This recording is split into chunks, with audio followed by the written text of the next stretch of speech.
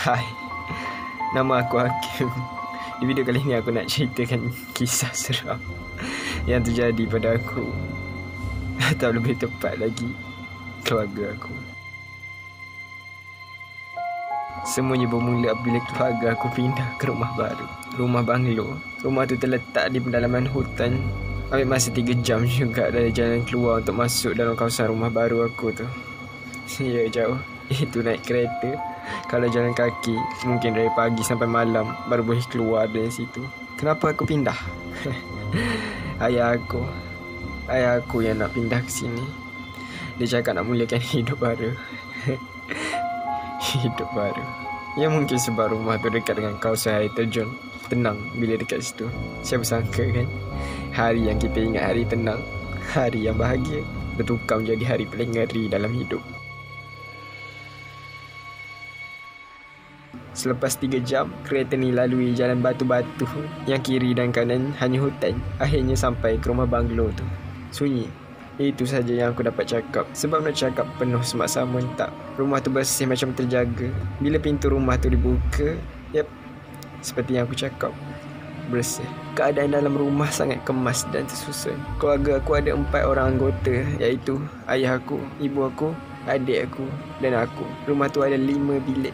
1 bilik aku dengan adik aku, 1 lagi bilik mak ayah aku. Jadi ada lagi 3 bilik kosong. 1 dari bilik itu mak aku guna untuk letakkan barang-barang. 1 lagi tu ayah aku buat jadi pejabat dia. Tapi ada 1 lagi bilik bawah tanah, tapi dia berkunci. Aku tak tahu apa yang ada kat dalam tu. Bila aku tanya mak ayah aku, dia orang diam je.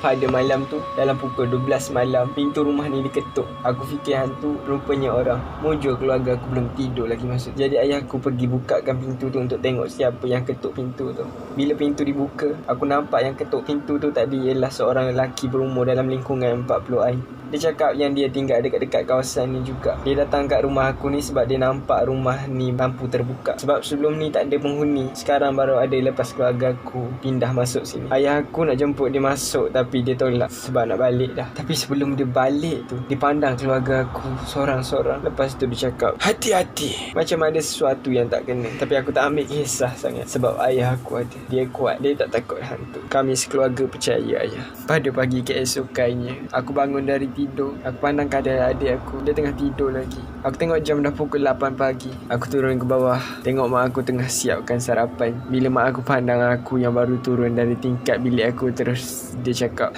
baru bangun?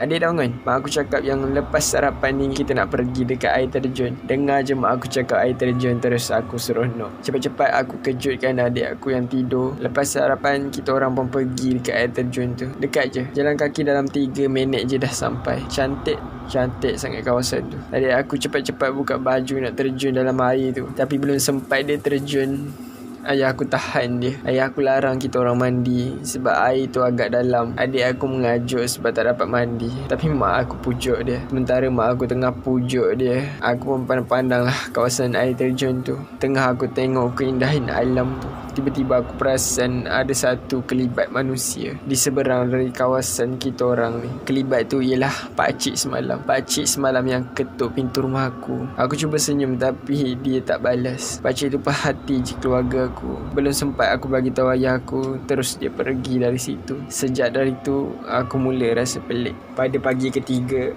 macam biasa aku bangun sendiri tanpa mak aku kejutkan. Tapi kali ni bila aku pandang katil adik aku dah tak ada. Biasanya dia bangun paling lewat. Aku turun bawah sebab ingatkan dia ada dekat bawah, tapi tak ada juga. Puas aku cari 1 rumah, memang tak ada. Aku tanya mak aku, tapi mak aku pun tak tahu. Mak aku ingatkan adik aku tu tengah tidur lagi, rupanya tak. Lepas aku bagi tahu mak aku yang aku dah cari 1 rumah tapi tak jumpa, mak aku terus risau. Mak aku pergi bagi tahu ayah dekat bilik kerja dia. Mak aku sangat risau. Dia berdoa semoga adik selamat pulang.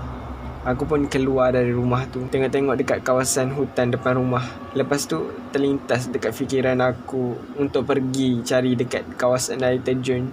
Sebab semalam adik aku nak sangat mandi air terjun, tapi tak kesampaian bila ayah aku halang.